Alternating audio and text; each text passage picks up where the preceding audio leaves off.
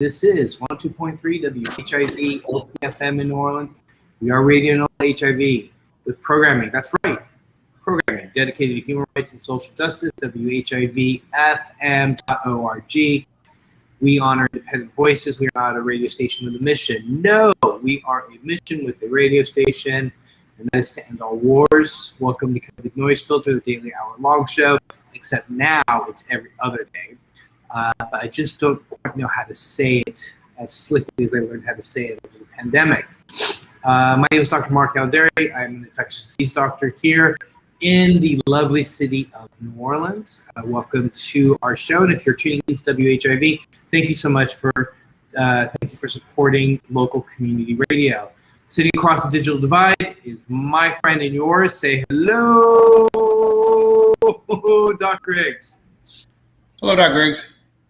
How are you? I'm good, man. Things are picking up. This is deja vu, Twilight Zone version. Here we are again. Doc Griggs, first we have to answer what everybody's on everybody's mind, which is you are looking particularly handsome today. We don't get to see you dressed up like this. Why do you look so handsome?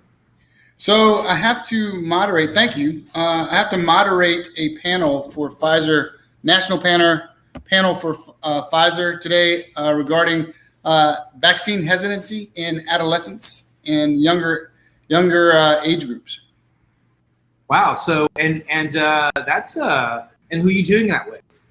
So I'm doing it with Pfizer in partnership with Pfizer and the 100 Black Men of America. Congratulations. That is quite an honor, and I know that'll be a great panel. So, Dr. Griggs, how has everything else been? Like you said, it's super busy. We have a really packed list here to go through just because we missed the show on Monday, so we're still trying to catch up. Speaking of which, on Monday, I played music over the weekend on Friday, Saturday, outdoors, of course. And then on Monday, I woke up with a sore throat. And fatigue and malaise. What is malaise, Dr. Griggs? Malaise is a general feeling of just feeling bad all over. The muscle aches and you just feel sick. Right. the MAL, mal in French. Mal. There you go. Yeah, malaise. Think about feeling like spoiled mayonnaise. That's what you feel like. You feel like spoiled mayonnaise. That's the way I remembered it. This is bad. Is that how you? That's how I remember it in med school. You just feel bad. That's just bad. That's right. Let's talk about your. Anyways, I just wanted to just say, Angela, you took me off track for a second. I just wanted to say thank you guys for everybody's well wishes. I actually got tested today live on WBOK actually. While we were doing our BOK segment, I walked over and got tested. But I'm feeling a little better today. Liana got tested yesterday. She was negative. So hopefully this is all just a summer cold. But thank you for all of the well wishes. I did not expect that. I got a lot of text messages and stuff from people. So I did not think that. Can you walk into why that's of concern? Why are summer colds so bad right now? It's in the rundown. Actually, it's in the rundown. But it is. I'm not surprised. Right, it is what we're talking about, and the reason is that we're used to COVID being lost of taste and sense of smell and sense of taste and being fevers, really really sick. The Delta variant, of which it's 90% plus here in Orleans Parish. Has eliminated all those symptoms. So for people who are vaccinated, because remember, the vaccine prevents severity at this point. It doesn't prevent infection. It prevents severity, infection, and death. The vaccine now, for vaccinated individuals, mRNA vaccinated individuals, the perception of what we would just call common cold can now also be COVID. And you must go and get tested for it. That's in the rundown as well. And let me answer a really quick question as well. Yes, the Delta variant can be picked up by the standard PCR test that we're used to using. And the reason is because let's say you had a pickup truck and you put new mirrors on it, and you put a new paint job, and you put new bumpers on it, whatever. That's what the variants are like. They add or take away things but the basic coronavirus, in this case, the basic pickup truck is the same. So the genetics of the PCR is able to pick up on the basic genetics of the coronavirus. So there you go, Dr. Riggs. We're getting a lot of comments. Did you have a comment? I wanted to get caught up on some of these comments. Did I have a comment? No, you're absolutely right. I love your truck analogy. Basically, a truck. The test for the absence or presence of a Toyota truck, and whether you trick it out or not, it's a truck, and then you can get specific as to the exact type. Yeah, Dr. Riggs. I think this next comment, Eric, do you have the link? Can you send me the link? Yes, I can do that. I'm afraid if we play it, we will get pulled off of Facebook. Yeah. I think there's stuff like that before in the past. But Doc Riggs appeared on CNN on Friday morning and did a bang-up job, including the host saying, because Doc Riggs said was it about mask mandates or was it about the vaccine? It was about the mask. It was about mask mandates. Yeah, he said it's not punishment, it's protection. And even the host of the show was like, that's a pretty good line. Had you come up with it, or did it come to you on the spot? That was on the spot. Was on the spot. Yeah. It was perfect. That's when you texted me the segment, I said right back to you, I said, it's not punishment, it's protection. It's the standout line from it. It was great. Here we have Doc Riggs is on fire with public messaging. Love the message. Oh yeah, we just did we just do that? We did that one. Yeah. And then sorry to hear thank you, I appreciate it. I agree, and this is one of the reasons why I do. When I was walking over, I actually dragged myself. I actually had clinic on Monday and Tuesday. I got, obviously, my Monday in-person clinic got canceled.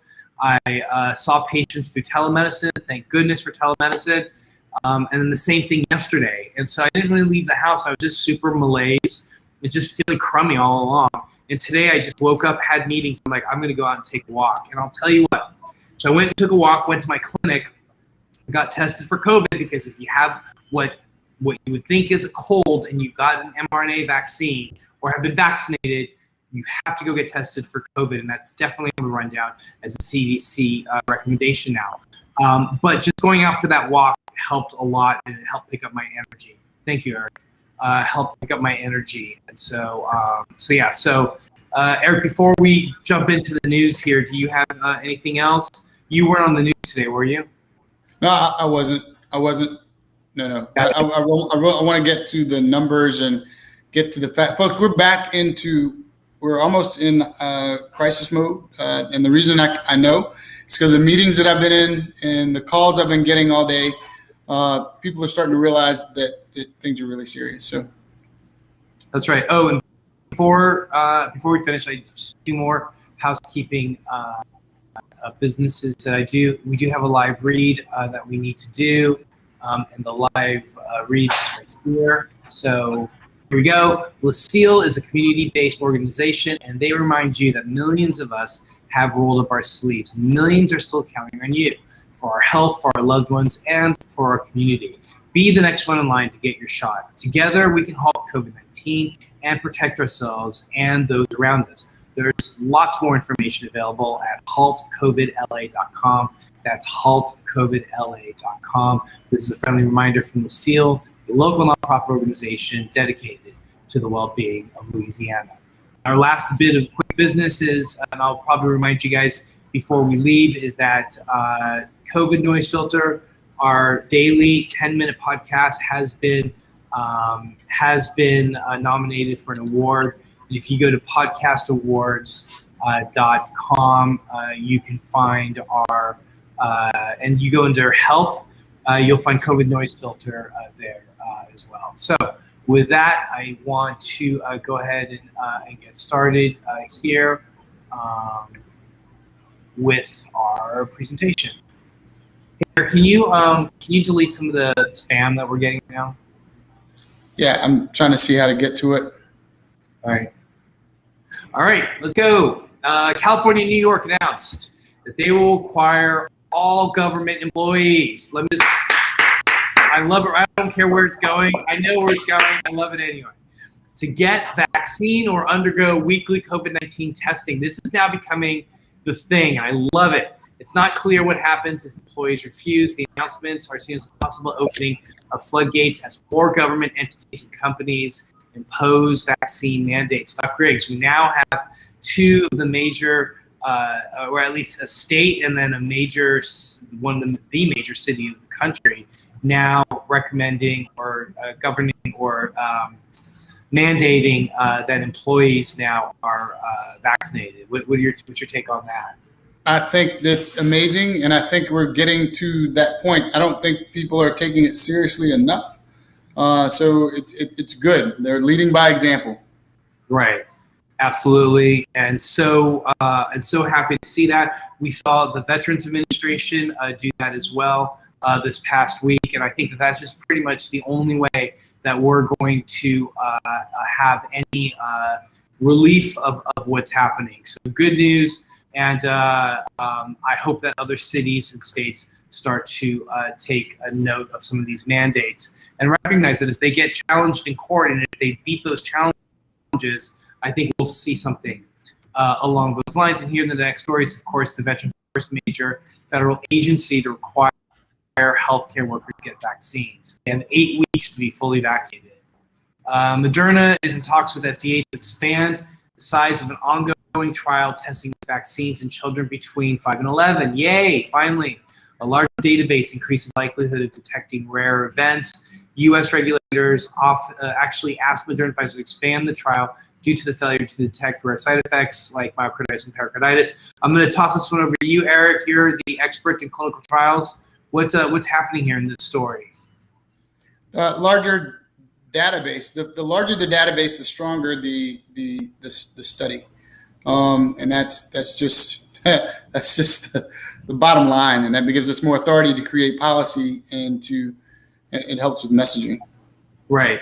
So this is all being seen as a good thing then, right? Absolutely. It's a great thing, and it gets us closer to getting all of our kids vaccinated and having uniform policy along the lines. One of the things that we worried about when the kids went back to school is you have 12-year-olds and the same 12 to 14-year-olds in the same building with 5 to 11-year-olds, and they point like, why are they not wearing their masks? And I have to. It's all about protection and protecting the families at home, because you have adults that are vaccinated in households with kids that are not. Right. Yeah, and then the other thing to consider too is that, and I think we may have mentioned it this morning, or no, I mentioned it in a meeting today. These kids get long haul syndrome the same way that adults do, and especially when we're talking about kids that they can't be vaccinated, and they don't have the opportunity to have parents who are being vaccinated around them. And so it's really quite a shame to see how we may see transmission to children, young children, and yet they don't have any control over their parents who are refusing to get vaccinated, and then about 12 to 15% go on to develop long COVID. It's really, really, really, really tragic.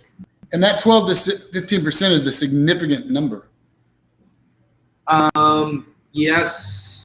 Oh, yeah. Big time. Of course it is. It certainly is. Yeah, absolutely. My apologies for I will put my computer on sleep right now. It's Dr. to tease me about. Put my computer sleep. All right. Let's go here. Let's see what else. Oh yeah, the UK. We're going to talk about this as well. But what's going on in the UK? The assumption was that after Freedom Day and lifting of restrictions, that cases would skyrocket. But now they've got the lowest number of cases since July 4th. We're going to talk about this in the rundown too. But you've got 70% of the adult population in Britain that is fully vaccinated. So really something that is unusual. The CDC has altered its mask guidance, recommending even fully vaccinated people wear masks indoors with substantial and high transmission. I don't like that language. That pretty much includes 2/3 of the all U.S. counties. We're going to see a map of that in a moment.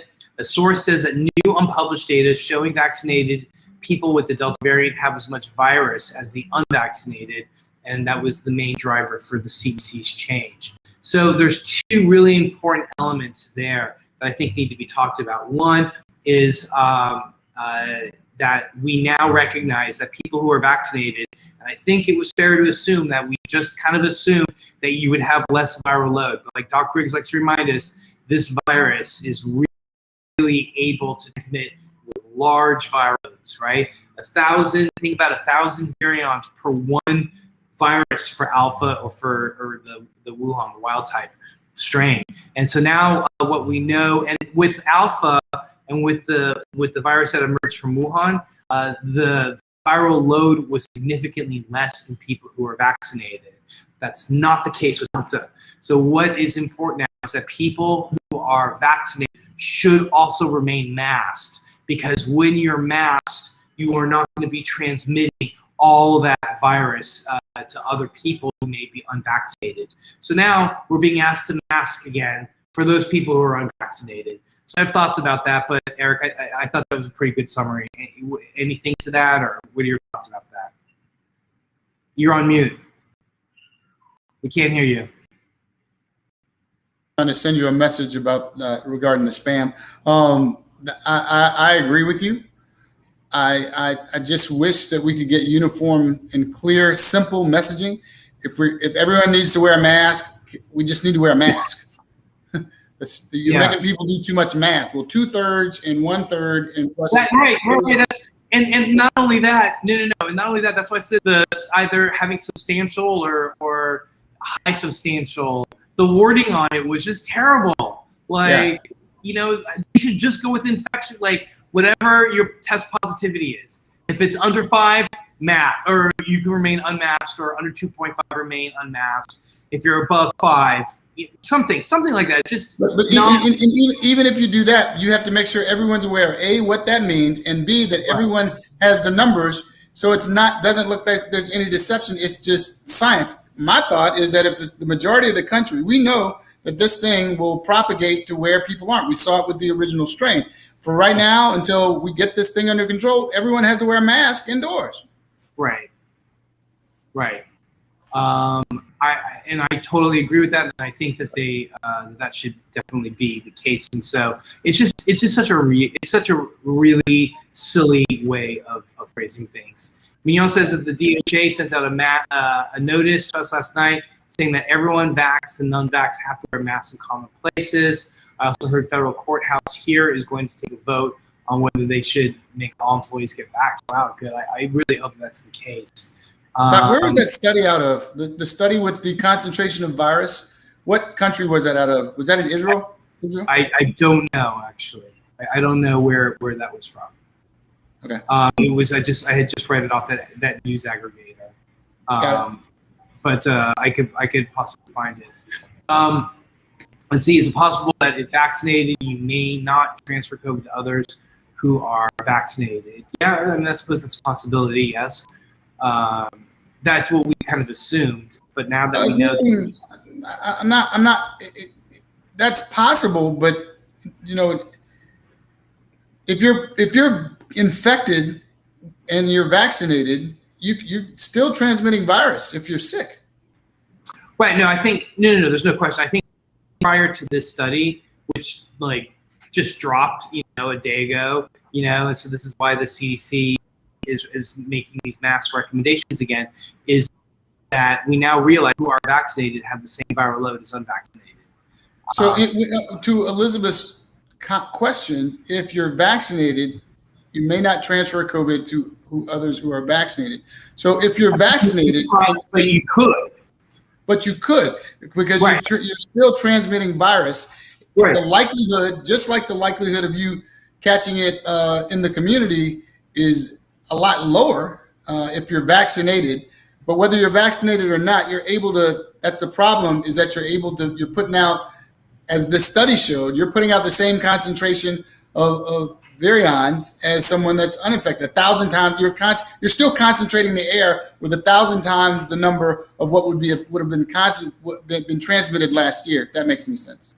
Absolutely.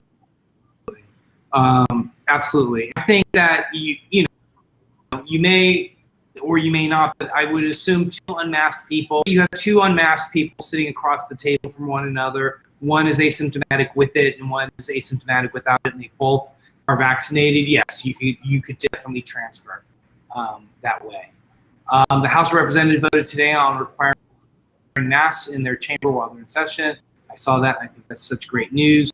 Do you two know if quarantining recommendations for vaccinated people are changing with Delta surge? That is $64,000 question. Yeah. When you find out, please let us know. So understand that the number one question I'm asked every day is that. Yeah, the rule of thumb in public health is in some the way, at least the way I was trained in medicine, is you err on the side of conservative to protect. So you would still have people quarantined for at least 10 days until the data can catch up. So don't be surprised if it seems different. Absolutely. All right. So that was the CDC's new mask mandate that was released yesterday. White House is strongly federal mandates prove that they've been vaccinated or submit to regular testing and wearing a mask, especially an expansion of the VA mandate announced this week. The final decision may come next week. In 2020, there were more than 4.2 million federal workers nationwide, including those in the military. Well, I think that would be great. Again, we are, at least I am pro getting people vaccinated. This is getting to the last mile. Israel has authorized the use of Pfizer's vaccine for vulnerable children between 5 and 11. Wow. Wow. Officials said kids should be given the shot if they have a high likelihood of serious illness or death from COVID because of underlying conditions. Each case would require special approval and lower dosages of the vaccine will be given. Wow. That's big news, man. Wow. That's big news. Wow. So Israel has authorized the use of Pfizer vaccine for vulnerable children. Wow. Tokyo, oh yeah, did you see this? Tokyo has had the highest number of infections yesterday since the pandemic began. Hospitals have been asked to prepare more beds. That's trouble for the prime minister, whose ratings have hit their lowest since the games, since he took office. And a trouble for the Olympics, as 31% of citizens say games should have been postponed again or canceled. I definitely believe that. And then lastly, Cambodian authorities stopped large 5 containers of frozen water buffalo meat imported from India after determining 3 containers were tainted with coronavirus. What? The contents of the 3 containers will be destroyed later this week. Food and coronavirus. That's kind of odd, but that's the new thing. All right. Pfizer outlines a case for booster shots, so we'll definitely look at that in a moment. CDC now says vaccinated people should be tested after exposure, even if they don't show symptoms. Eric, let's talk about this. This is why I wanted this to be here. So now this situation is, even if you're asymptomatic, but you have exposed to somebody who's positive, that you should now go and get a COVID test. So we really need to put that out to people. And Eric, just make a reminder for why the rapid tests are so bad. Yeah, so if you get a negative, it's only about 30% correct. We'll just say that. They have like a 70% false negative rating. False negative rating. You're better off flipping a coin. You were well. I'll say that was the case, but the reason that the positives were positive is that people usually had symptoms, meaning that there was usually be enough virions or the virus in their nose for the positive to truly be a positive test. Now that we know that the virus is 1,000 times more there are 1,000 more virions in someone's nose, that could change. But the thing is, we don't know because we don't have any evidence. There's no data on it. This is all new. It's really like we press reset on everything. And you're going to hear, just like we always say, if you hear a doctor telling you that won't say that I don't know or we don't know yet, then find someone else to listen to. Everything is brand new. Everything's new. Absolutely. All right, so let's take it home a little bit here, and let's look at what's happening in Louisiana. Hospitalization is now above 1,500. Cases are growing. The number of people hospitalized with coronavirus in Louisiana continue to surge. 1,524 infected patients now in Louisiana in hospital beds across the state. Sharp increase in patients come as the state has been flooded with new cases due to a combination of more transmissible Delta variant and low vaccination rates. The state has recorded 18,565 new cases over the past 7 days, one of the highest peak totals of the entire pandemic. So wait till I show you the numbers of the state. The number of hospitalized patients is now nearly 6 times as high as it was to the start of the month. I'm sorry. I thought. Yeah, that's okay. Any thoughts, or you're on mute? We're moving into the exponential part of the curve, whereas before we were playing and we were like, you'd be like, that could be. It's definite. The rocket has left the best. I'm just not going to use the Bezos. I'm not going to do a joke. Let's just say the rocket has definitely left the ground. You're right. Let's see. Don't forget we had a Mother of All Super Spreader event July 4th. Yes, of course. Yeah, that's such a good point. I have kind of forgotten about it, Eric. Right? Yeah. The 4th of July was big. That was 4 weeks ago, right? Yeah, and it's looking like the virus read the book. Like, 2 to 3 weeks. Let's just show what's going to happen. And sadly, along with that, in the unvaccinated, you're going to see the lagging indicators of hospitalizations and deaths. Right. This next story is a little tough one. For people, we're going to talk about somebody who died, local business person here in town. So I just want to give you guys a little warning. I took her picture off, so we're not going to see her picture. But there's a reason I want to show this, not only just to pay honor to her, but I do want to say that she was somebody who was vaccinated. She's a local business owner, Angel Mosley. She devoted her life to fashion. Young girls know that they could die, that they could follow their dreams. So Mosley, 33 and vaccinated, died on Sunday following a COVID-19 diagnosis. She said, I know, and this is the point that I'm talking about this, Eric, is this is the point that you make all the time. She said, I know I do not have COVID. I can still smell and taste, and I am vaccinated. And as it turns out, she did have COVID. She went to the hospital and passed. But I just want to use that as a teaching point, Eric, one that I think that you make all the time. So I'm going to turn the baton over to you and just talk about how the virus has changed. Yeah, so the virus has migrated and it's evolved. Viruses mutate and they change, but the virus does what it can to stay in our species or whatever species that it's trying to replicate it in. All it does is mutate with the goal. It's not alive. It can't live without us. So the symptoms have morphed. They're different than they were when this thing first started. If y'all can remember, not being able to smell or taste was almost diagnostic. Oh, that's COVID. It wasn't like that at the beginning because if you remember, it was dry cough, fever, shortness of breath. And remember at one point, Mark Allen, we thought it might be just allergies because during spring allergy season, and it turned out to be diagnostic. Just because we stopped to argue and debate about whether or not we should wear a mask or the cost of this or the should we not get vaccinated, just because we paused to do that doesn't mean that the virus stops working. It's working 24 hours a day, 7 days a week to get into our species. So the symptoms have changed. So now, just like Dr. Derry was just saying, it's the symptoms of the common cold, the runny nose, you've seen the commercial, the runny nose, the fever, the sore throat.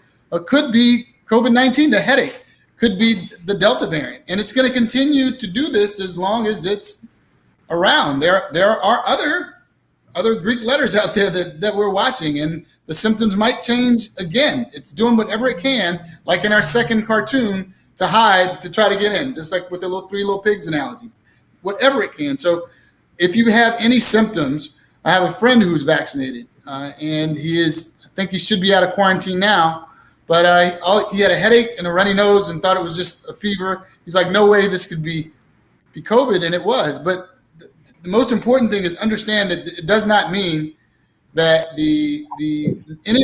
neither of these stories said is a failure necessarily for the vaccine. Unfortunately, not everyone. Nothing is 100%.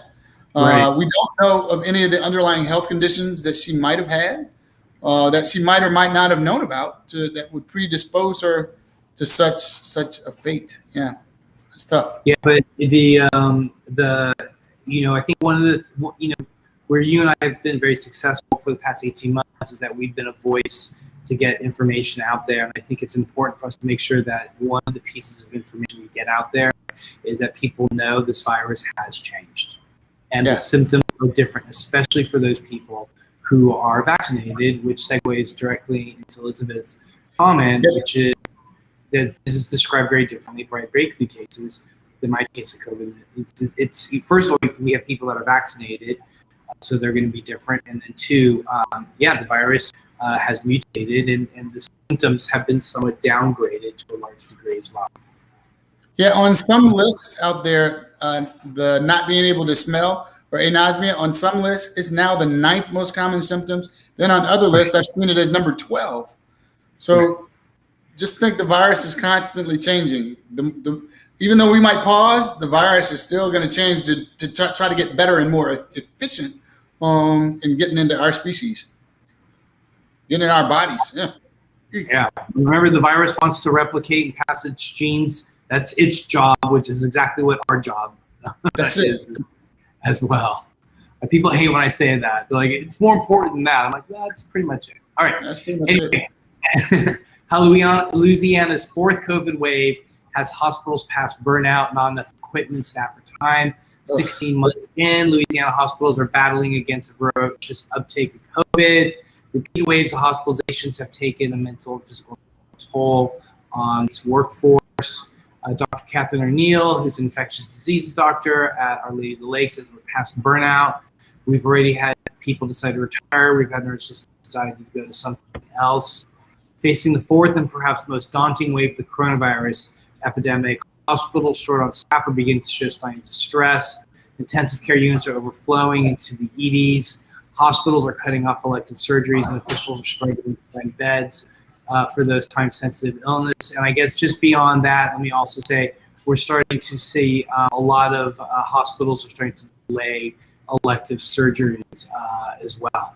So, Eric, thoughts on that? I'm hearing it all the time. We're all people, and we all get tired. And this is to have to relive this over and over again and know that it could have been prevented. It makes you feel undervalued and not heard. And that's the worst thing for anyone in any situation, especially when you're putting your life on the line to help other people. So I know a lot of folks that are looking for other things to do that don't have to do anything with people. And it's sad. Yeah, absolutely. A couple of comments I think that are really good. I think that are good teaching points. I hear people in NOLA are going to Mississippi to get a 3rd shot. Thoughts on this? So that's interesting. So it does bring up a good point. I do have friends that got Johnson & Johnson, and they're reaching out to me to see if I can give them doses of an mRNA vaccine. So we actually had to check with the state, and the state said, no, we can't give people who had Johnson & Johnson, we can't formally give them a mRNA vaccine. So that is really surprising to me. So I think to a large degree, the idea of going to Mississippi to get a 3rd shot, I'm assuming they're going to Mississippi because their name is on a list here in Louisiana that's preventing them from getting that vaccine. So it's any thoughts on that? I mean, right now, and we'll hit it in the rundown, but right now there's no recommendation for a 3rd shot. I gotta sneeze. Yeah, my we've had that discussion. I don't think it's a good idea right now because we don't have any data on what the consequences could be. I did read there was a study that came out that said that there was 11-fold increase against protection against Delta, but that was in the age group they tested in was 65 to 85. And I did not see a number of how many people were actually tested, meaning that we don't know the strength of that study and whether or not it was effective. We don't know the side effects of what could happen because here's the thing, you get it and who knows what could happen. So I'm not a big proponent of non-evidence-based. Right. So, but my take on that is we have to kind of we have to respond quickly to things. And I do have an N1 of a friend who reached out. She had a solid organ. solid organ transplant, and she's on immunosuppressants, and she wasn't able to launch antibodies with her first two. So they measured her antibodies, they gave her a third, and she launched antibodies with a third. Again, that's instead of one. So, but that's different in the immune compromise, and the studies are showing that it could be beneficial. Right. There. But again, everything I'm saying, the studies are showing, and these are studies. Until these things have a larger, Elizabeth said 5-fold for under 55. But again, these are not pure. We're going back to, we're repeating everything that we did at the very beginning. There's premature, potentially good information is turning into mis and disinformation because it hasn't gone fully through the process, and because people read it on the internet because it got out prematurely, they become, oh, I'm an expert. Well, this says this and this says that, and people are taking action. And when something bad happens, it's not even recorded in the study to be reported in case this does turn out to be something good. Right. If someone has an ill event, so I understand that people are afraid and they're doing what you think. The answer to everything isn't necessarily, especially when it comes to the human body, the answer to everything isn't more. If you're dehydrated, you can drink. It's possible to drink too much water. I mean, instead of focusing on the things that could be, focus on the things that are you social distancing? Are you not eating indoors? Are you wearing a mask? Did you truly get your vaccine? Are you careful with the people that you go around? Are you not going to big crowds? Focus on the things that we know that works, and just give us a little bit of time to put things through the proper process, because here's what happens. We see the result of what happens if things get out prematurely and something happens. Oh, no, see, I told you, because this happened and they cut out steps. You're cutting out steps when you're reviewing clinical research. I mean, I see what you're saying. I mean, obviously, I think you and I, have different opinions here. I think that this is a version of like Israel is starting to vaccinate 5 to 11-year-olds we read about earlier today, right? So that there's no studies really on that. So we're going to use that. Are they not, or have we not looked? Have we not looked deep enough? There's a justification for why they're doing it, and they're doing it in the 5 to 11-year-olds that are most at risk. Right. So they didn't just start. Hey, you know what? Let's just give this to these kids. There's some data somewhere. Yeah. We got to move on. I hear you. I think you and I just disagree slightly on that. I'm recovering from a breakthrough infection, and I presented as a really bad cold and super tired, runny nose and sneezing mostly. I was surprised. Lady Lucerne, thank you for sharing. We appreciate it. Angela says here about her grandmother. Hospitals across Oregon are overwhelmed as well. My grandmother recently had to wait over 24 hours in the ER to be assigned a room. It was not a space shortage issue. Medical staff are quitting on the spot. Wow. And then, and Jeff, we're happy that you're going to be going back to school on Monday. JP, educators no longer have COVID days. They only have regular sick days. JP, dude. Wow. And hey, Tamiko, how are you? Thank you for showing. Thank you for joining us. All right, Eric, look at this.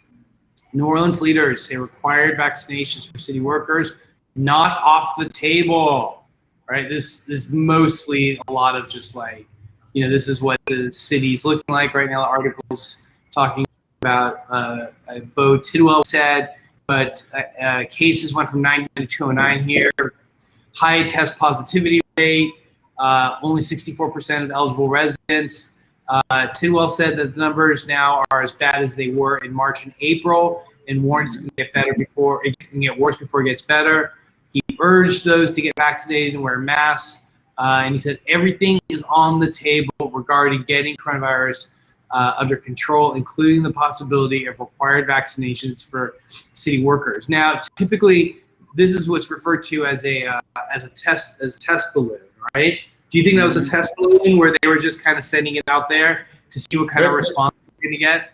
Yeah, well, that and the fact that they might be just telling you be ready, don't be surprised.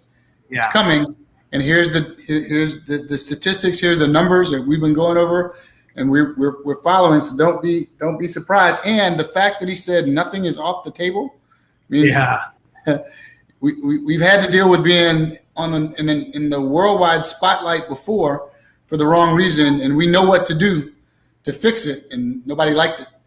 Yep. Matter of fact, didn't you help make the snapback protocols? I helped with some of those protocols. Yeah. Yeah.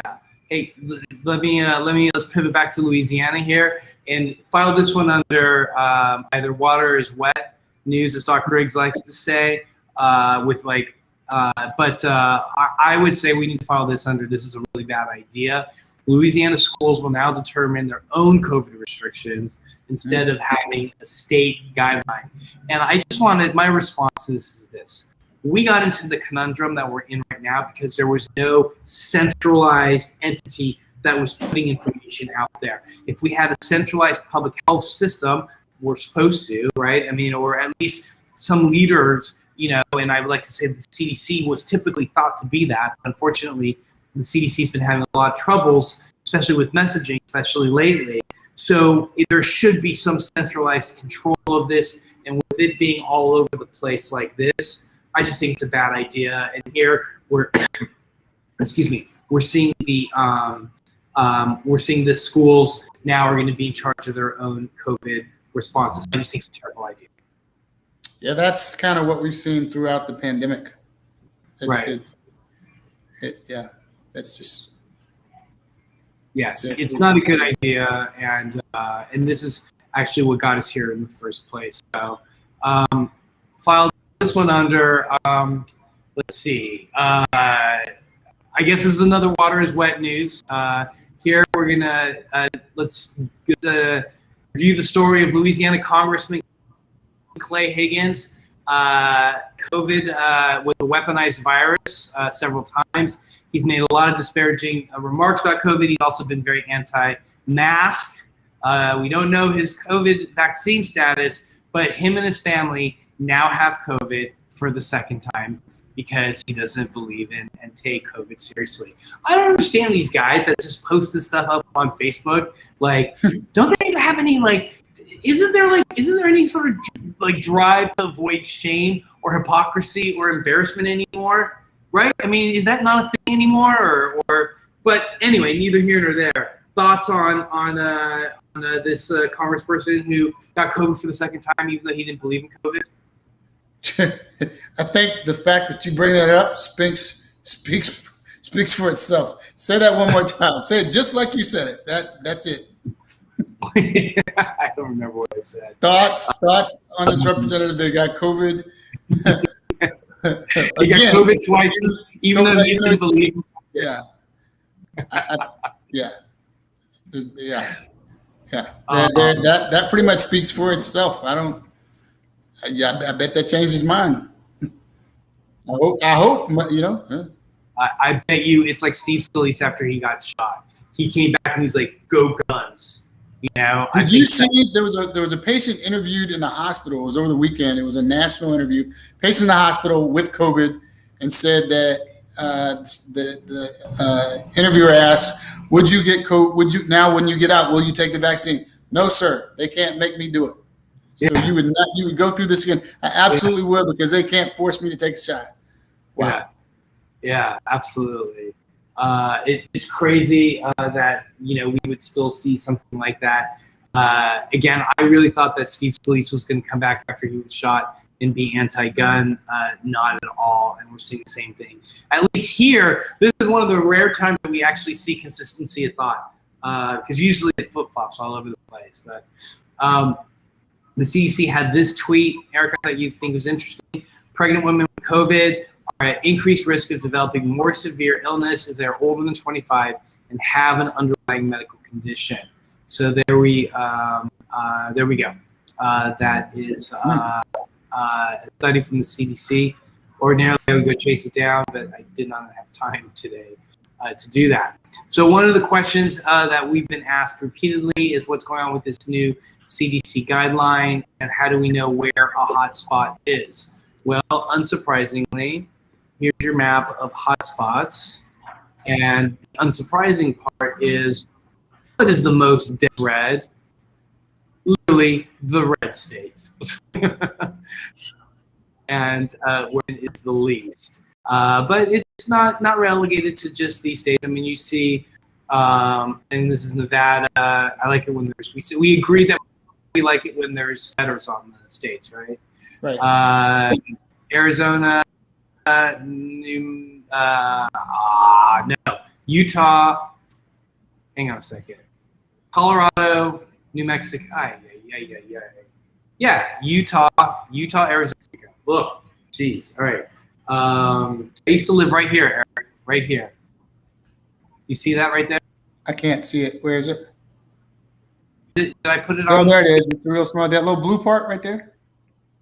No. I used to live right here. That's called Four Corners. It's for 4 states. Wow. All their states. Yeah, I used to live on the Navajo Reservation. So anyway, look at, what do you think, Eric? Look at Louisiana. Every single county in Louisiana is a hotspot. Florida, every single county is in Florida. Don't vouch Florida. You have the same thing in Arkansas and it's not Tennessee, Arkansas as well.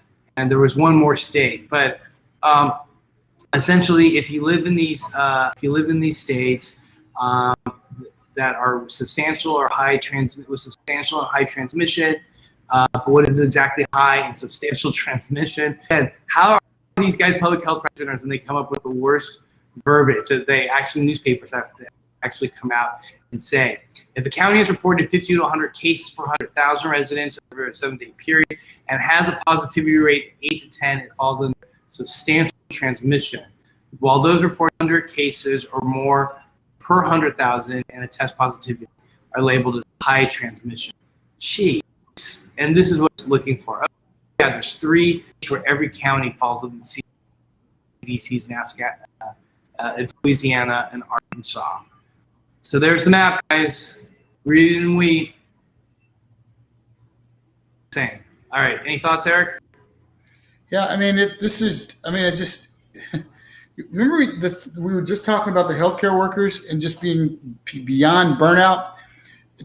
It's things like this that would really frustrate if I were worked in an ER or in any capacity in a hospital. It would just frustrate me because all of this could be avoided.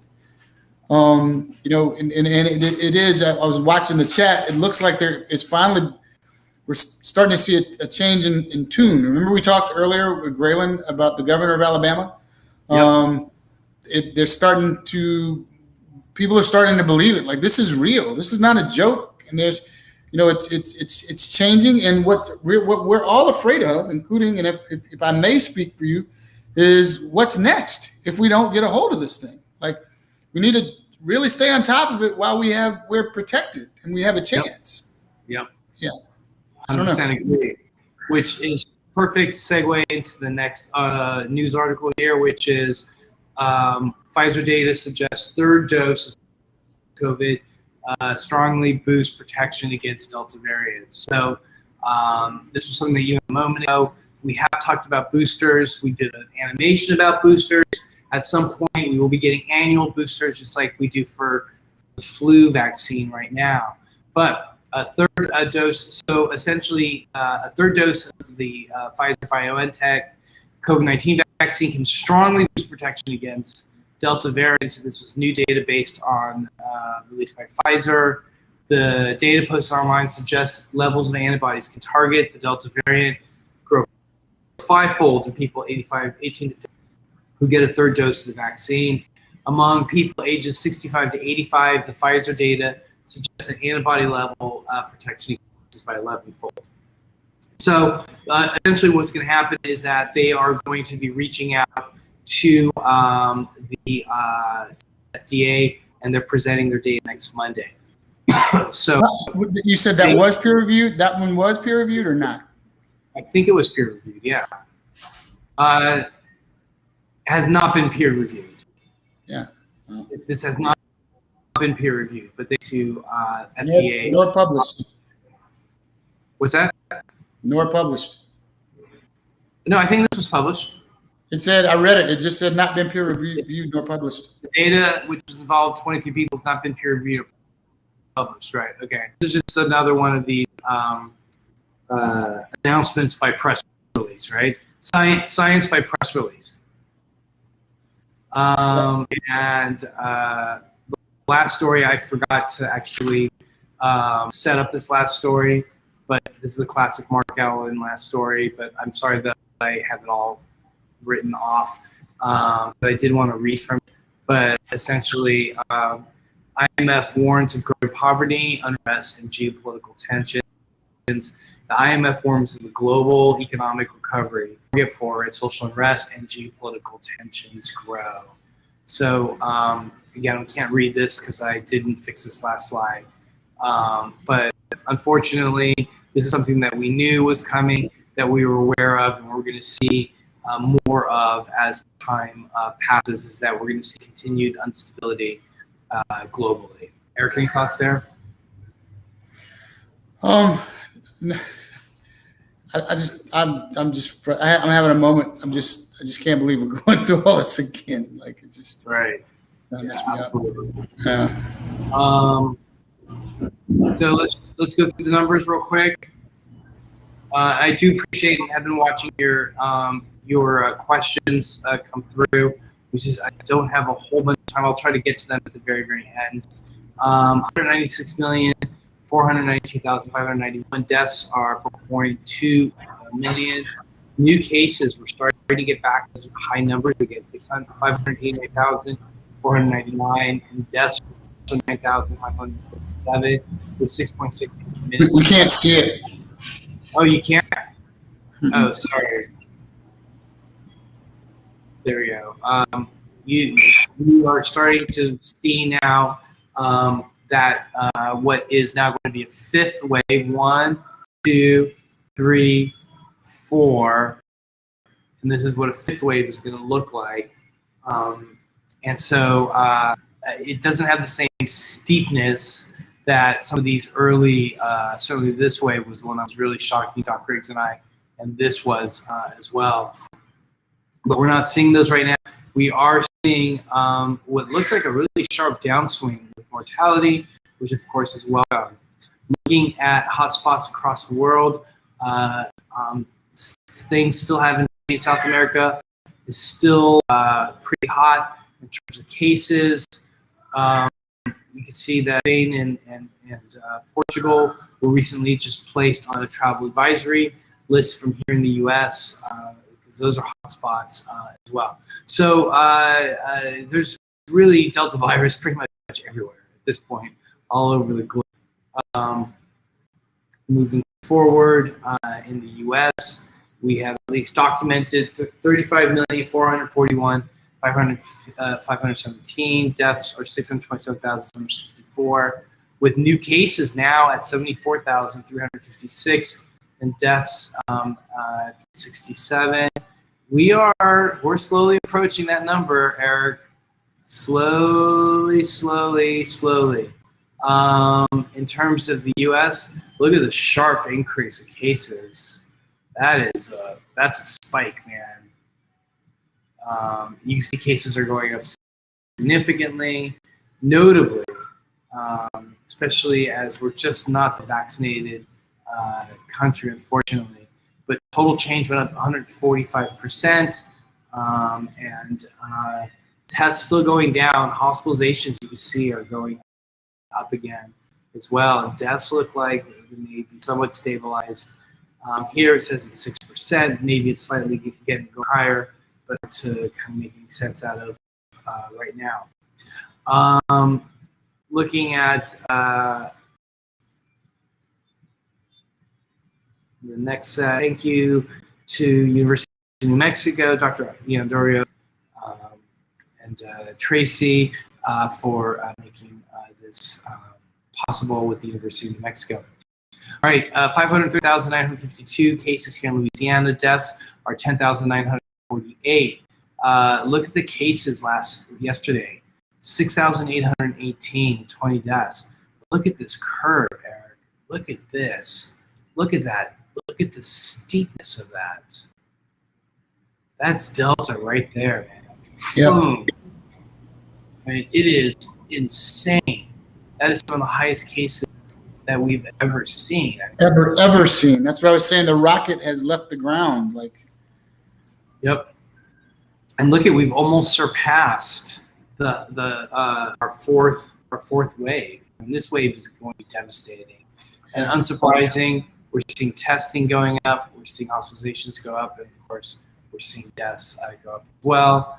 In Louisiana, number of new the daily new cases a couple days ago was 35.8. We're up to 73, right? Like, it's insane. Infection rate went up from 1.36 to 1.46, and test positivity went up from 12.5 to 13.7, and vaccinations barely went up, 41%. 12. What is that? It's 1.2%. And in Orleans, we went from 38.9 to 64. Infection rate went up, test positivity went up, and our vaccination just a smidgen as well. So that is where we're at. Hospitalizations cases are all going up as well. So, well, it looks like deaths was going down. Yeah, I just clicked out of it. I closed Got it. it. Sorry. That's where we're at, Eric. I mean, it's pretty brutal right now. Yeah. So folks, you see, I'm in the man cave, like really going to go back into the bubble because it's the numbers are going up locally. The test positivity, we only wanted at 5, and more than double that now. It's, you got Derry coughing over there. See what I mean? That's the bubble. See the bubble? No, right there, the bubble. There's a barrier protection. Other side. There you go. There's the bubble there. Yeah. But like we said before, high five. Oh, high five. Yeah. As we said before, though, we're gonna get through it, and we'll be here with you through the whole thing. Eric, look at the question that's on the monitor. The booster. What are your thoughts on the No. What are your thoughts on the heavy uptick in vaccinations in hardest areas? I haven't heard that, quite frankly. I haven't heard that either. And Tamiko's on a list for a booster, so somebody's taking a list, which is awesome. And so we answered that question. I think you saw getting a booster for mRNA vaccine does not match your original vaccine. We're seeing other people. It's being done, and studies are being looked at right now. Here, right-wing anti-mask vax business owners understand that the Delta variant is drying up their labor pool. As a result, they have to face facts. They have no other choice but to tear down walls, open the borders to fulfill their labor needs. Certainly one way of thinking about it. Yes, indeed. All right. That being said, Eric, any final words? No, I want folks to be careful out there. Understand that this is a more dangerous strain. Please wear your mask to protect yourself. Remember, it was like my mask protects you, and it protects everyone. The air we're breathing is 1,000 times more concentrated in viral particles. You don't want to breathe that. Pretend it's bad breath. You don't want to breathe anybody no funky breath. Put on a mask. Put your mask on and plead with your family members and close contacts to get vaccinated. This is an undue pandemic of the unvaccinated that can affect us all.